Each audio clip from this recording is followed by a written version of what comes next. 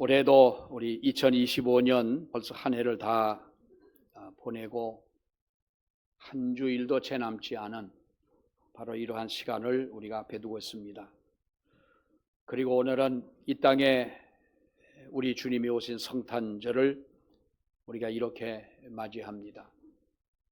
지난 한 해 동안도 인도해 주신 하나님의 은혜를 감사하고 또 올해도 한 해를 보내면서 우리가 주님의 오신 날을 다른 곳이 아닌 하나님의 교회에서 이렇게 감사하고 또 하나님 앞에 예배하고 다시 한번 주님이 이 땅에 오신 그 목적을 실천하고자 하는 어떤 새로운 다짐으로 하나님 앞에 나아올 수 있도록 인도하신 하나님께 우리가 영광을 돌립니다.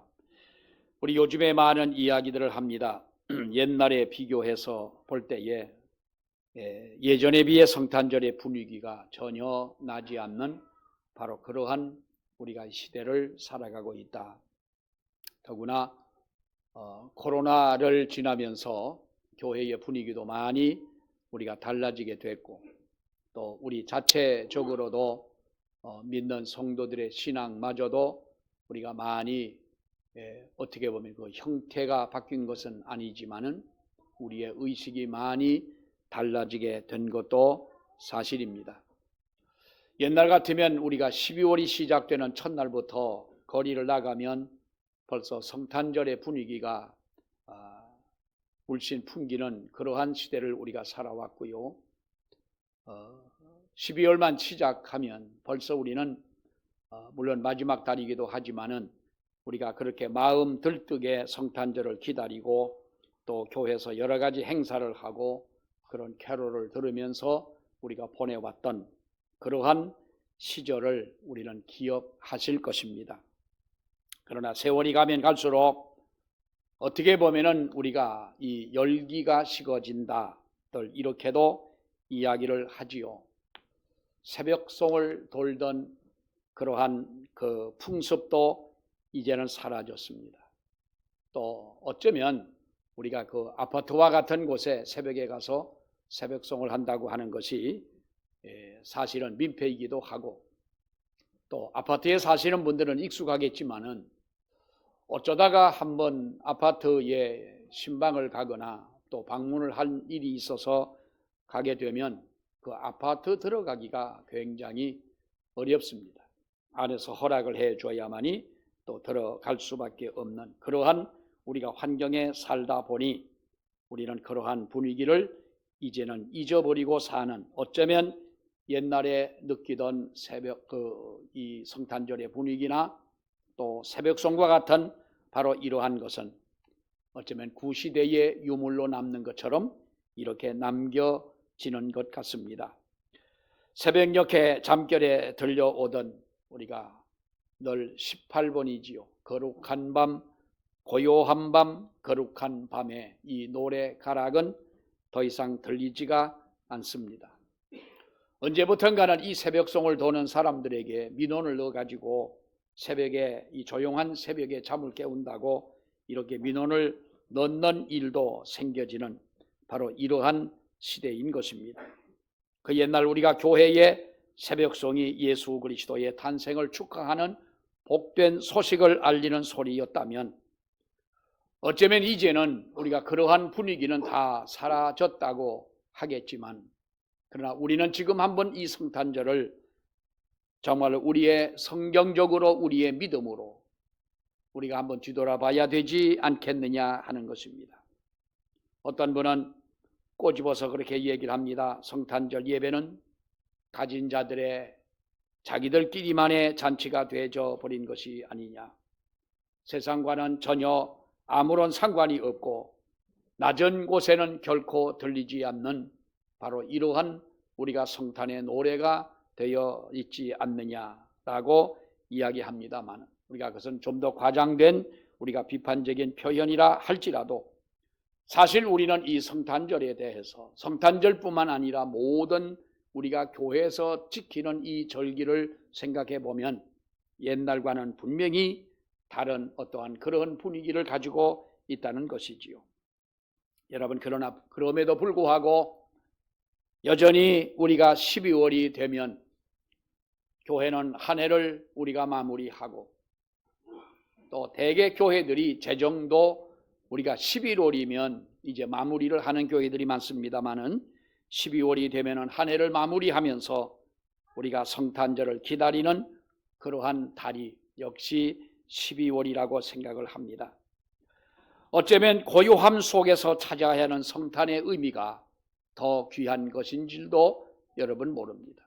우리가 성경을 보게 되면 주님이 이 땅에 오실 때에 우리들처럼 그렇게 캐롤송이 울린 것도 아니었고 많은 사람들이 성탄을 기다리거나 또 그 성탄을 준비하거나 하는 그때도 역시 아니었던 것을 우리는 잘 압니다. 누구에게나 성탄의 큰 의미를 가진 것은 아니지만 아직도 우리는 성탄은 기다리는 자의, 주님이 이 땅에 오신 그날을 기다리는 자에게, 어쩌면 더 나아가서 하나님의 은혜를 기다리는 이에게 어쩌면 이 날은 가장 아름다운 날이고 또 우리의 가슴을 떨리게 만드는 그러한 날이기도 하고, 성탄은 누가 뭐래도 거룩하고 그리고 하나님의 구원의 사역 가운데서 가장 장엄한 신비한 날이 아닐 수가 없는 것입니다. 여러분, 그런가 하면 성탄을 생각도 하지 않았던 이들에게 성탄절은 우리가 오늘 이 성경에도 나옵니다마는 헤롯과 예루살렘에 있던 많은 사람들이 소동을 했다고 이렇게 말씀하고 있습니다. 마치 예수 그리스도가 이 땅에 오신 유대의 왕으로 이 땅에 오신 그날이야말로 그들에게는 천지개벽을 하는 큰 일과 같은 일들이 일어나게 되고 미래에 대한 불안한 징조가 아닐 수가 없었던 것이지요. 자기들의 기득권을 뺏길지도 모른다는 불안한 소식이었고, 정말로 그들은 유대의 왕으로 오신 이 예수 그리스도야말로 그들에게는 두려움의 대상이 아닐 수가 없었던 것입니다. 오늘은 이렇게 성탄절을 맞이했습니다. 그러나 이 성탄은 누구의 성탄이냐라는 것, 여러분, 기다리는 자에게 주님이 주시는 은혜임을 믿으시기를 바랍니다. 성탄이 기다리는 자의 것이라는 사실인 것이지요. 오늘 이 나오는 동방박사들의 이야기가 나옵니다. 동방박사들이 어떻게 주의 나타나심을 알고 이 세상에 오심을 알고 예루살렘으로 찾아갈 수가 있었습니까? 우리가 좀 의아한 그러한 이 말씀이라고도 하겠습니다마는 그들이 성탄을 기다리고 있었다. 이 땅에 유대의 왕으로 오실 예수 그리스도를 기다리는 사람들이었다라고 할 수가 있습니다. 성경에 말하는 이 동방박사들은 실제로 보면은 이 페르시아의 점성가들이었습니다. 그래서 원문에 보면은 이들을 마고스라고 부르는데요. 이 마고스라고 하는 말은 마법사 혹은 점성가 또는 현자 또 다른 말로는 제사장 뭐 이렇게 우리가 번역이 되어 있는데, 별을 보고 이 사람들은 세상의 일들을 예측하고 별을 보고 이 세상에 위대한 인물의 탄생을 예언하는 그러한 점을 치는 사람들이었습니다. 우리나라도 가끔 그런 이야기들을 우리가 듣지요. 언젠가 한번 TV를 보다 보니까 용문사 앞에 있는 용문산 은행나무를 이제 방송에서 뭐 어떤 스님이 나와 가지고 이야기를 합니다. 용문산에 있는 승려가 나와서 뭐 하는데 그 사람이 들었는지는 모르지만은 이 용문산 나무, 은행나무가 1500년 정도 됐다고 하지 않습니까? 1500년 동안 내려오면서 이 은행나무가 몇 번을 울었다는 거예요. 그러면서 얘기를 합니다. 뭐 6.25가 날 때에 울고 뭐 어떤 때에 울고 울었다 그러는데, 마치 어떻게 보면은 뭐 우리가 그저 마음에 둘 이야기는 아닙니다만은 이 그 동방의 박사들이라고 하는 이 사람들이야말로 별을 보고 이러한 것들을 예측하거나 예언하는 바로 이러한 사람들이었는데, 유대인들도 아닌 이 동방 박사들이 어떻게 예수님의 나신 것을 가장 먼저 찾아왔느냐라고 하는 것이지요. 우리 유대인들은 오랜 기간 동안 페르시아의 포로로 머물러 있었기 때문에 그 사람들도 유대의 전설이나 성경에 대해서 비교적 잘 알고 있었던 것은 사실입니다. 당연히 유대인들이 메시아를 기다리고 있다는 것도 잘 알고 있었던 사실입니다. 단순히 유대인만 기다리는 바로 그 유대의 왕은 아니었던 것이지요. 그러던 어느 날 별을 보고 이상한 별이 나타나서 그들을 인도할 때에 그들은 바로 이 땅에 태어나신 유대의 왕으로 알고 그들이 바로 예루살렘으로 주님을 찾아오게 된 것입니다. 예루살렘에 와서 그들이 뭐라고 말합니까? 유대의 왕으로 나신 이가 어디 계시냐라고 이들이 묻습니다. 우리가 별을 보고 찾아와 그에게 경배하러 우리는 왔다.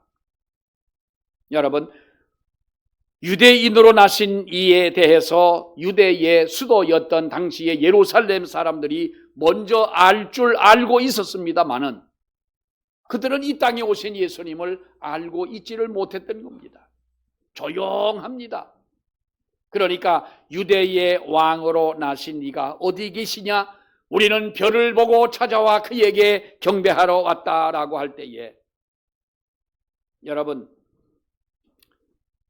유대는 헤롯 왕은 물론이겠지만은 모든 사람들이 하나님의 율법을 연구하고 말씀을 연구하고 요즘 말로 한다면 오늘날 교회들이 이 땅에 오신 예수 그리스도에 대해서 아무런 반응이 없이 조용하더라는 거지요. 주님은 동방박사들과 같이 여러분 주님을 기다리는 자에게 메시아로 오신 줄로 믿습니다. 주님은 믿는 자의 주님이 되시듯 아기 예수 그리스도는 기다리는 자의 왕이 되신다고 하는 것입니다. 조용해도 여러분 괜찮습니다. 밖에서 우리가 이 땅에 오신 예수님을 어떠한 기계적인 소리로 믿지 않는 사람들의 그 노래로 우리들이 그 소리가 들려오지 않아도 여러분 괜찮습니다.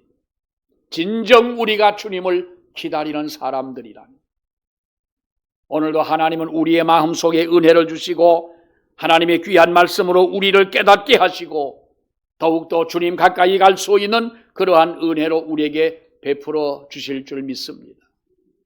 성탄은 여러분 이 성탄을 두려워하는 자가 있습니다. 우리가 동방박사들이 찾아와서 왕으로 나신 네가 어디에 있느냐고 예루살렘에 와서 이렇게 사람들에게 물을 때에 예루살렘은 난리가 났습니다. 헤롯 왕과 더불어 온 예루살렘 사람들에게 난리가 났는데 헤롯 왕이 메시아 탄생에 놀란 것은 충분히 우리가 이해할 수 있는 그런 일들입니다. 원래 헤롯 왕은 정통 유대인이 아니었지요. 바로 그런 이둠의 사람이라 그랬습니다. 이둠의 사람이라고 하는 것은 에돔 사람이라는 말인데 이 에돔 사람이 어떻게 예루살렘의 왕이 되었느냐라고 하는 것입니다. 유대인들이 경멸하는 에돔 사람이었습니다. 그런 그가 로마의 원로들의 결의를 받아가지고 이 왕자에 앉아 있다 보니 그런 늘 자기 자리가 두려운 것이죠. 언제라도 유대인들이 쿠데타를 일으킬 수 있는 것이고 늘 불안한 자리, 가시방석 같은 그러한 자리에 앉아 있는데 유대의 왕으로 나신 이가 어디 있느냐고 하는 이런 말을 들었을 때에 여러분 그의 가슴이 얼마나 철렁하는 소리였겠느냐는 거예요. 어쩌면 올 것이 왔다라고 아마도 생각했는지 모르겠습니다. 큰 자기를 대적하는 자가 아마도 이 땅에 왔다고도 생각했을 것입니다.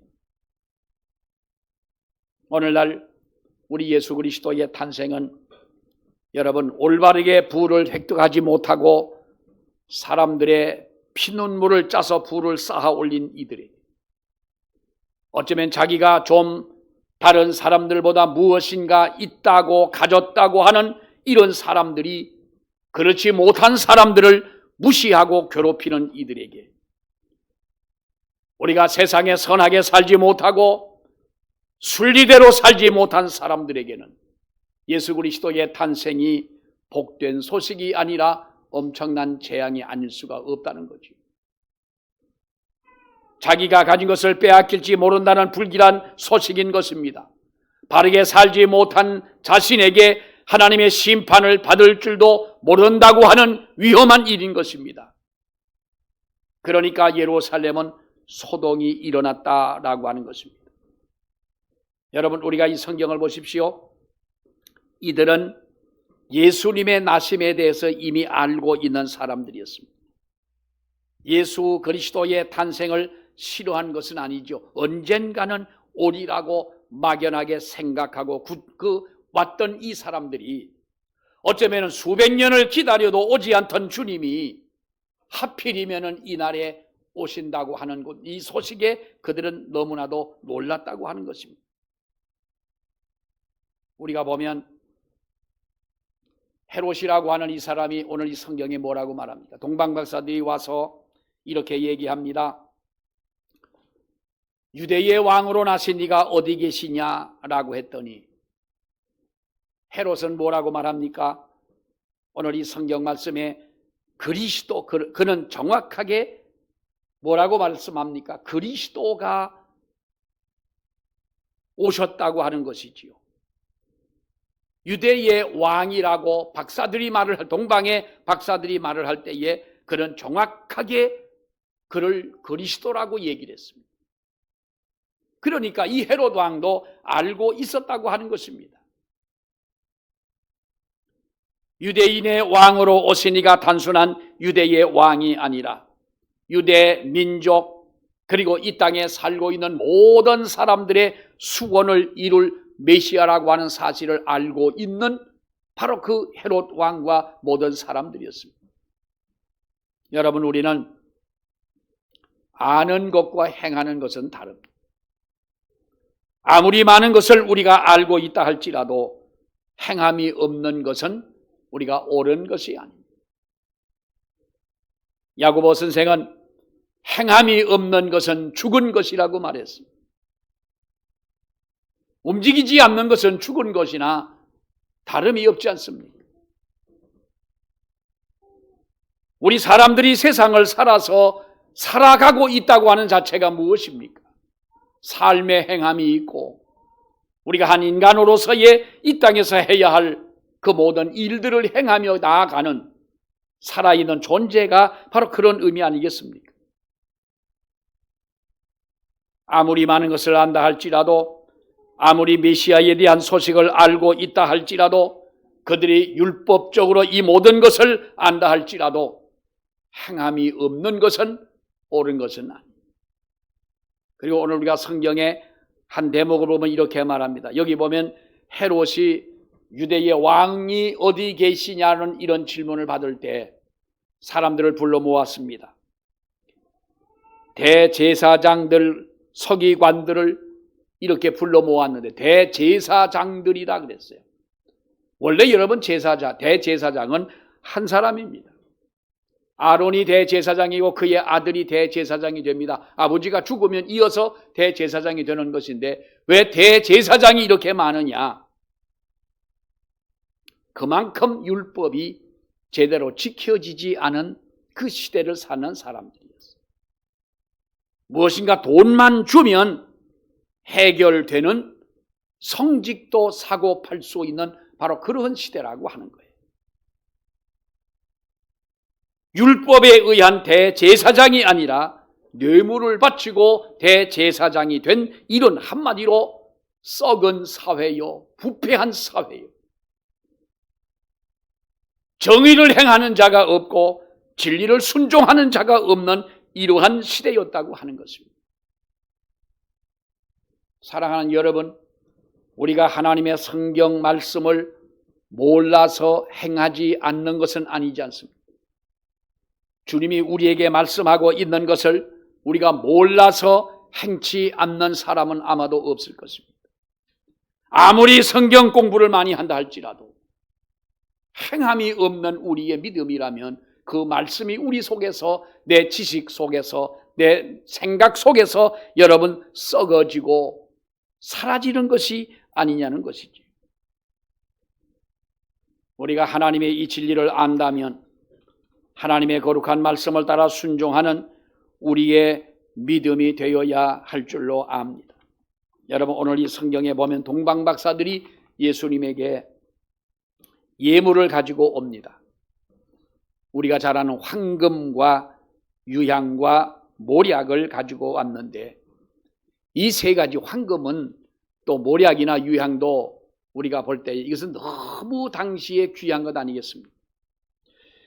요즘에 돌잔치를 할 때에 옛날 같으면 우리가 돌반지를 선물을 해줍니다. 그런데 언제부턴가 우리 아이들을 4명이나 낳았는데요, 돌반지 해준 게 큰아이하고 둘째까지는 아마 해준 걸 기억이 나는데, 그 다음에는 넷째는 돌반지 생각은 했지만 못 해주고 그냥 넘어갔습니다. 금값이 비싸도 너무 비쌉니다.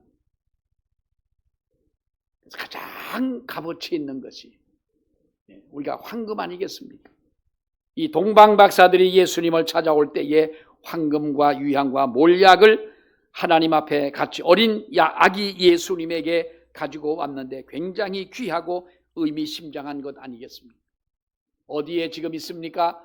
요셉과 마리아, 예수님은 갓 태어난, 여러분 요즘 말로 한다면 어느 여인숙의 방도 아니고 마국간의 구유에 이 아기 예수님이 누워 있는데, 거기에 황금과 모략과 유향을 드린다고 하는 것은 어울리지 않는, 여러분, 값비싼 예물이라고 할 수가 있습니다. 그런데 동방박사들은 그 먼 곳에서 별을 보고 예수님이 태어날 것을 지시하시는 그 별빛을 보고 찾아와서 그것을 가지고 주님을 만나고, 그들은 아무것도 얻지 못하고 오히려 귀한 예물을 드리고 자기의 고향으로 돌아갔더라고 했습니다. 헤롯 왕이 그랬지요. 당신들이 가가지고 만약에 이 땅에 오신 유대의 왕을 만난다면 그 왕을 나한테 알려줘라. 나도 가서 경배하겠다. 하지만 그것은 우리가 거짓말이었지. 그러니까 이 동방박사들이 아기 예수님에게 그 예물을 드리고 다른 길로 돌아갔더라고 그랬습니다. 그야말로 산을 넘고 강을 건너고 사막을 지나고 험하고 어려운 그 길을 별빛을 바라보며 찾아왔다가 그 귀한 것을 드리고 그들은 어쩌면 빈손으로 돌아가는 것이, 아무것도 얻지 못하고 돌아가는 것이 어쩌면 너무 아쉬울 수도 있었을 것입니다.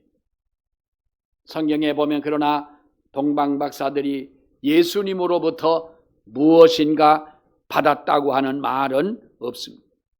그리고 동방박사들도 뭔가를 요구했다는 말도 여러분 없습니다.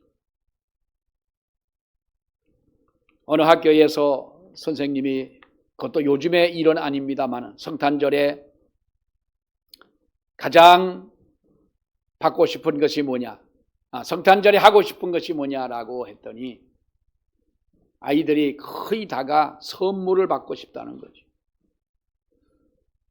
물론 선물 중에는 여러 가지가 있겠습니다만은 성탄절이면 우리가 선물을 하잖아요. 존경하는 사람들에게, 사랑하는 사람들에게, 또 아이들에게 우리가 성탄절에 선물을 줍니다. 이렇게 우리가 선물을 주면서 이 땅에 오신 예수 그리스도에 대해서 같이 축하하고 같이 우리가 기뻐하고 합니다. 그래서 언제부턴가 우리가 이 성탄절은 무엇을 받아야만 되는 날로 우리는 생각을 합니다. 이 땅에 오신 예수 그리스도로 인하여 우리가 무엇인가 나에게 큰 변화가 있어야 되고, 또 그건 어쩌면 우리가 영적으로 믿음적으로 볼 때는 사실이지요. 이 바쁜 연말에 그 바쁜 시간에 교회 나와서 예배만 드리고 우리가 식사만 하고 아무런 의미 없이 얻은 것도 없이 우리가 돌아간다면 여러분, 우리 마음이 허전하지 않겠어요? 우리는 무언가 하나님 앞에 받기를 원하고 주님이 나에게 무엇인가 베풀어 주시는 그런 날이 됐으면 좋겠다고 우리는 생각을 합니다. 여러분, 그러나 이 동방박사들의 이 모습을 여러분 보십시오. 황금과 유향과 몰약을 예수님에게 바치드리고 그들은 말없이 여러분 자기들의 갈 곳으로 갔습니다. 성경은 우리에게 이렇게 말씀하고 있습니다. 예수님이 이 땅에 오신 것은 어두움 속에 빛으로 오신 것이고 썩어져가는 세상에, 그 오염된 세상에, 부패하는 세상에 소금과 같은 존재로 이 땅에 오신 것이다. 그렇기 때문에 우리는 바로 이 땅에 오신 주님을 영접하고 그를 믿는 성도들에게는 우리도 이 세상의 사람들에게 빛을 비추는 사람들이 되어져야 합니다. 우리도 이 세상에 썩어져가는 것을 막는 소금의 역할을 감당하는 우리가 되어져야 되고, 하나님의 법을 지키고 하나님의 법으로 다스려지는 하나님의 나라를 만드는 것이 주님이 이 땅에 오셔서 우리에게 주신 어쩌면 성도의 의무요 교회의 사명이라고 생각을 합니다. 하나님의 교회가 그리스도의 빛을 비추지 못하고 소금의 역할을 다하지 못한다면 교회로서의 기능을 우리는 상실한 겁니다. 믿는 성도가 이 땅에 오신 예수 그리스도를 알고 믿고 그 주님의 말씀대로 산다고 하면서 우리가 이 세상에 무엇인가 베풀지 못하고 살아간다면 우리는 그 주님을 바로 믿는 믿음이라 할 수는 없을 것입니다. 사랑하는 여러분, 우리는 2025년 한 해를 보냅니다. 그리고 우리가 이 성탄절을 맞이하게 됩니다. 이 성탄절은 주님을 기다리는 자의 성탄이 되는 것입니다.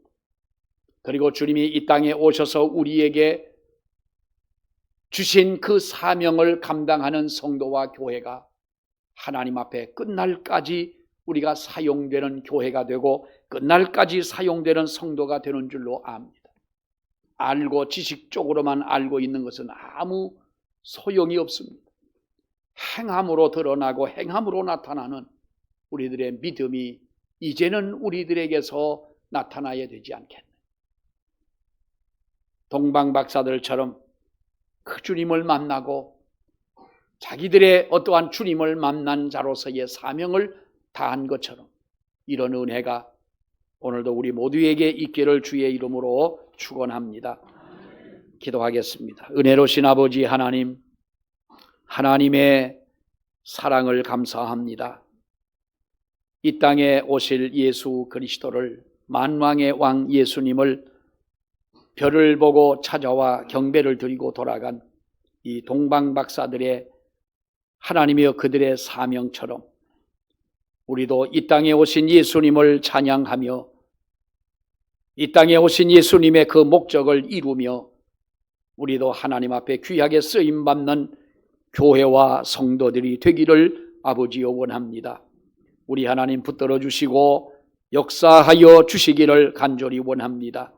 주님이 우리에게 귀한 이 사명을 주셨사오니 아버지 앞에 정말로 끝날까지 우리의 생명이 다하여지고 주님이 이 땅에 오시는 그날까지 교회와는 교회로서의, 성도는 성도로서의 사명을 다할 수 있는 저희가 되게 하여 주시옵소서.